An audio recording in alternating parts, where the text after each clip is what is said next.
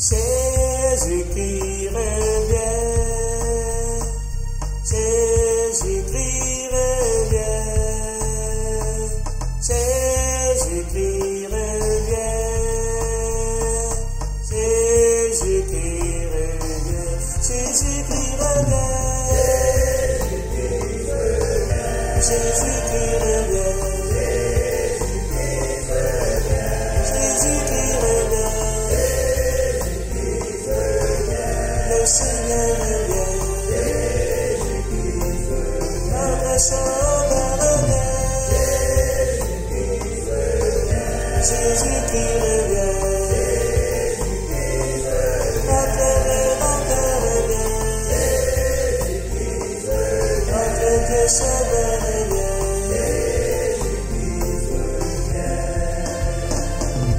Jésus qui est vivant, celui qui rachète toute sa création.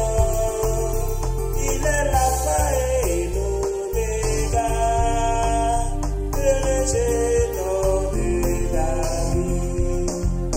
Jésus qui est la parole de Dieu, qui nous donne la vie éternelle, qui nous accorde la grâce de Dieu, la grâce qui n'est pas immersible. Alléluia. Hosanna. Jésus qui revient, notre Dieu Sauveur revient. Jésus qui revient, il nous donne la délivrance. C'est en lui nous avons la paix, la grâce ineffable céleste. Jésus qui revient, notre Sauveur revient, et notre Rédempteur revient, et notre Sauveur revient.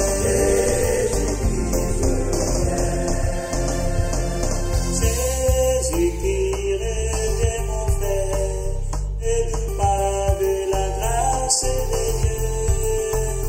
Jésus qui nous tend la main à l'évangile de Dieu. En lui nous sommes rachetés. Jésus qui nous accorde la délivrance. En lui nous avons la rémission de tous nos péchés à jamais. Jésus qui revient. Jésus qui revient. Notre Dieu Sauveur.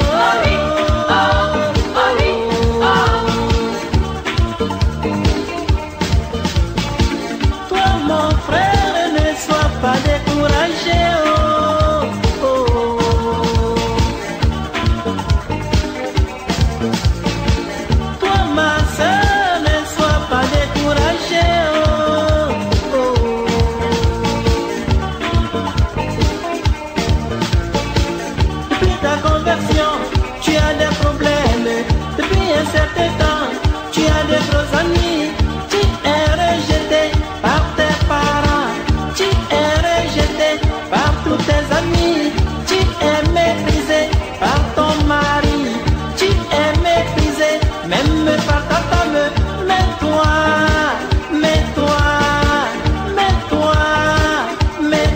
oh!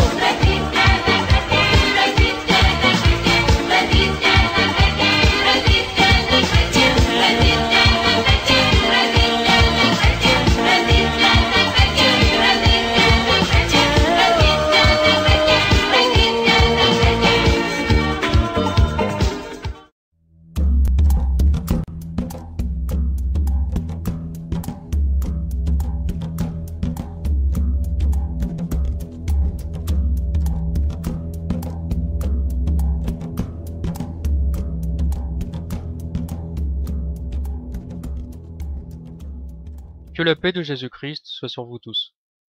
Depuis quelques semaines maintenant, on voit que les attaques contre les militaires ou des civils se multiplient partout en Europe, et même aux États-Unis.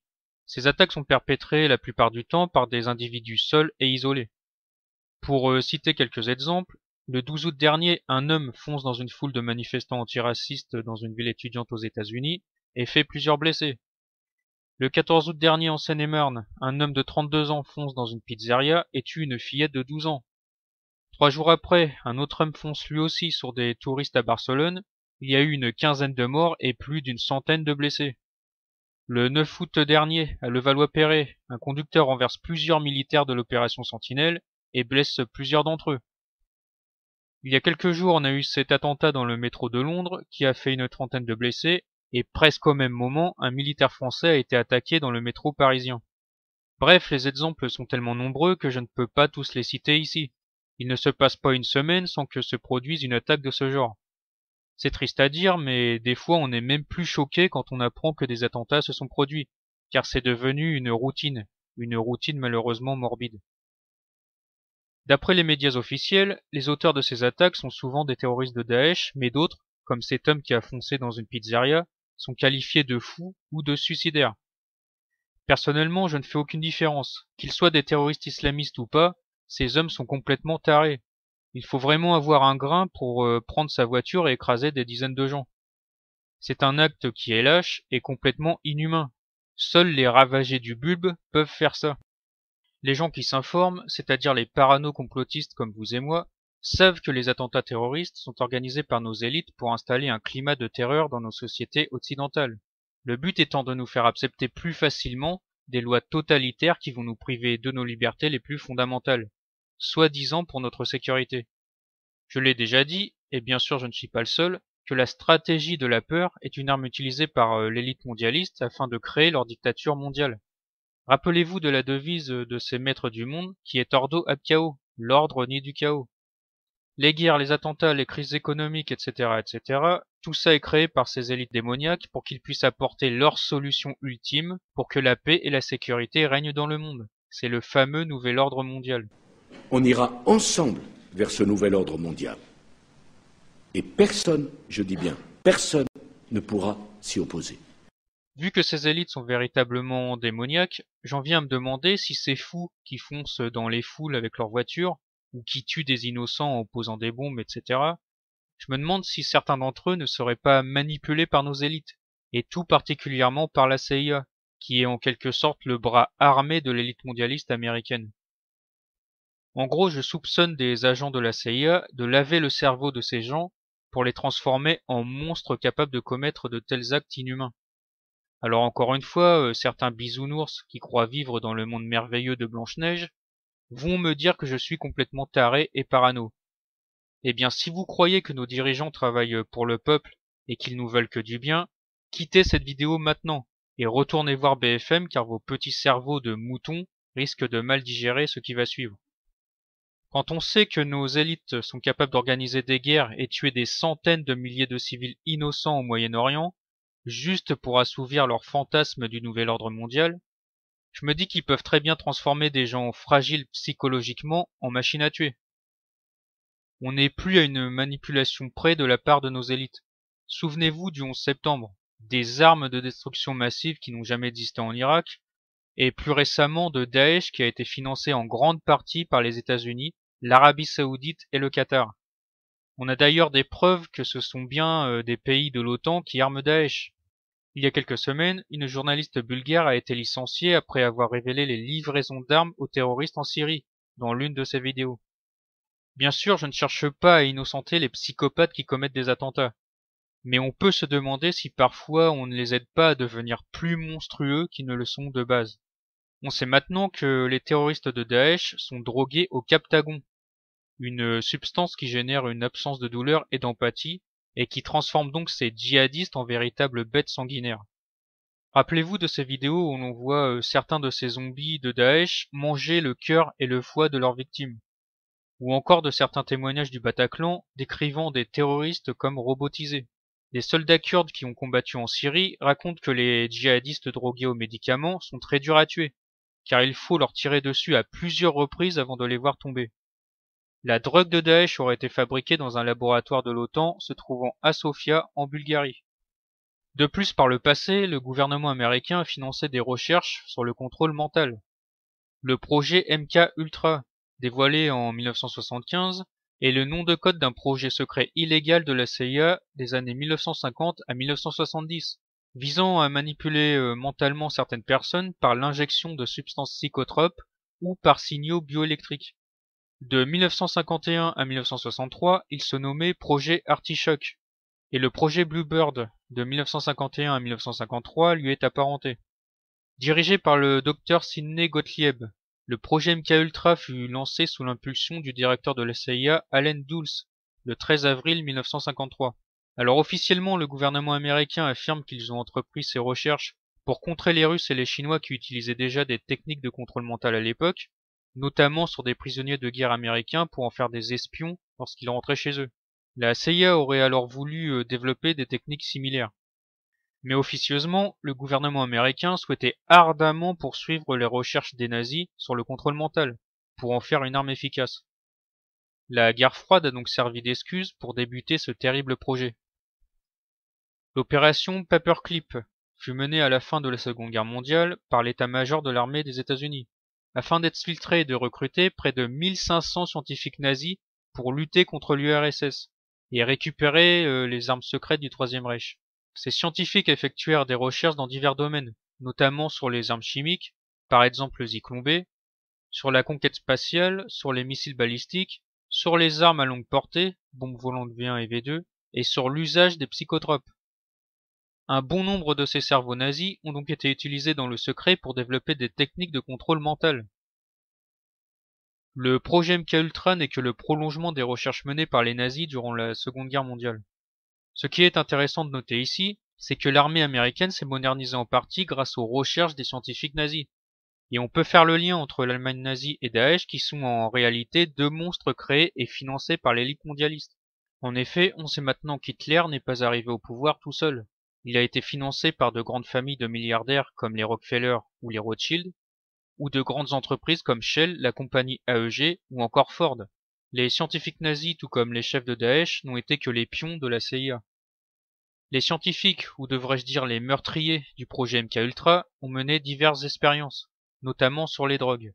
La CIA a dépensé des millions de dollars pour mettre au point des substances qui auraient des effets sur le comportement et le mental des individus. L'un des buts de la CIA était de trouver le sérum de vérité parfait, également nommé la sauce, pour soutirer des informations aux espions soviétiques capturés. Un document MK-Ultra de 1955 énumère quelques-unes de ces substances. Alors je ne vais pas toutes les citer, mais vous avez par exemple des substances qui génèrent un comportement impulsif et l'impossibilité de raisonner, jusqu'au point où le sujet se discrédite en public. D'autres qui augmentent les facultés mentales et améliorent les perceptions. D'autres encore qui augmentent l'efficacité de l'hypnose. Des substances qui renforcent la résistance aux privations, à la torture et aux pressions durant les interrogatoires, ou lors d'un lavage de cerveau. Des substances qui altèrent la personnalité et stimulent la dépendance vis-à-vis d'une autre personne. D'autres qui génèrent des états de confusion mentale en altérant la capacité de raisonner. D'autres substances qui diminuent la volonté et l'efficacité au travail lors de l'administration de quantités infimes, impossibles à détecter, etc., etc. Il y en a sûrement des centaines comme ça. Et aujourd'hui, comme par hasard, les effets secondaires de certains médicaments ressemblent beaucoup aux effets produits par ces substances. Mais la CIA s'est surtout intéressée à un psychotrope hallucinogène bien connu, le LSD. Elle a recruté des volontaires comme des prisonniers héroïnomanes pour leur faire consommer du LSD en continu pendant 77 jours. Je vous dis pas la gueule du cerveau après ça. Et en plus, pour les récompenser, on leur offrait de l'héroïne après l'administration du LSD. Sacré cocktail, c'est à se demander comment ils ont fait pour rester en vie aussi longtemps. Enfin bref. Le pire là-dedans, c'est qu'il y avait des cobayes qui n'étaient pas volontaires. Ce qui veut dire que le gouvernement américain a drogué des gens sans leur consentement. Et après, ça vient donner des leçons de démocratie au monde entier. Des employés de la CIA, du personnel militaire, des agents du gouvernement, des prostituées, des personnes touchées par des maladies mentales ont tous été drogués au LSD, sans le savoir. Frank Olson, un scientifique américain qui a travaillé pour la CIA dans les années 50, a absorbé du LSD à son insu, et à cause de ça, il a souffert d'une grave dépression. Il se serait suicidé quelque temps après. Mais Eric Olson, son fils, ne croit pas à la thèse du suicide. Il affirme que son père aurait été assassiné par la CIA car il s'opposait à certains projets comme l'usage d'armes biologiques. Le LSD poussait aussi certains hommes à avoir des relations sexuelles avec des prostituées, sans qu'ils soient consentants. On imagine que la CIA a utilisé cette méthode pour faire du chantage sexuel sur des opposants politiques, par exemple. La CIA a aussi utilisé cette drogue sur des habitants d'un village français dans les années 50. On célébrait il n'y a pas si longtemps le 66e anniversaire de ce qui s'est passé à Pont-Saint-Esprit. Vous savez, ce village du Gard où tous les habitants étaient devenus soudainement fous. 7 personnes ont trouvé la mort, 50 autres ont été internées dans des hôpitaux psychiatriques et 250 étaient atteintes de symptômes plus ou moins graves ou durables. Le gouvernement français nous a expliqué pendant longtemps que cette folie collective était due à une intoxication alimentaire. Mais des révélations venues d'outre-Atlantique datant de 2009 donnent une autre explication. Les habitants de ce village auraient été victimes d'une expérience grandeur nature de la CIA américaine, afin de mesurer la nocivité du LSD épandu sur une population de civils. On apprend donc que l'État profond américain et son bras armé la CIA tentent depuis des décennies de mettre au point des drogues assez puissantes pour rendre fous des individus, qui se mettent alors à faire n'importe quoi, comme se jeter par une fenêtre sans aucune raison. C'est ce qui s'est d'ailleurs passé à Pont-Saint-Esprit. Et on peut faire le lien avec ce qui se passe aujourd'hui, où des individus attaquent des militaires et des civils sans aucune raison.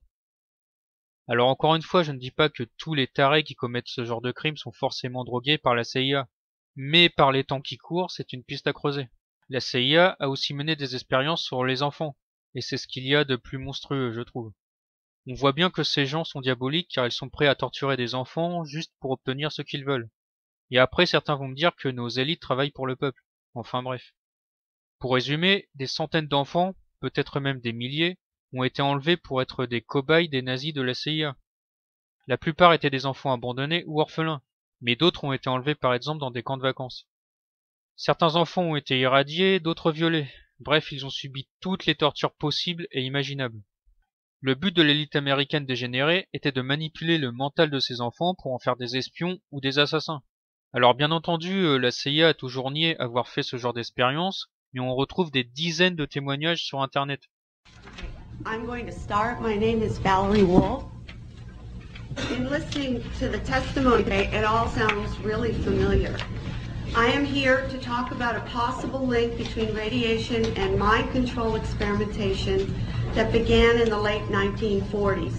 The main reason that mind control research is being mentioned is because people are alleging that they were exposed as children to mind control, radiation, drugs, and chemical experimentation, which were administered by the same doctors who are known to have been involved in conducting both radiation and mind control research. Written documentation has been provided revealing the names of people and the names of research projects in statements from people across the country. It is also important to understand that mind control techniques and follow-ups into adulthood may have been used to intimidate these particular research subjects into not talking about their victimization in government research. As a therapist for the past 22 years, I have specialized in treating victims and perpetrators of trauma and their families.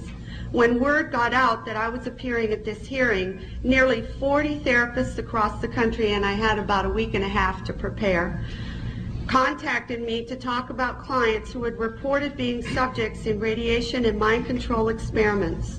The consistency of people's stories about the purpose of the mind control and pain induction techniques such as electric shock, use of hallucinogens, sensory deprivation, hypnosis, dislocation of limbs, and sexual abuse is remarkable.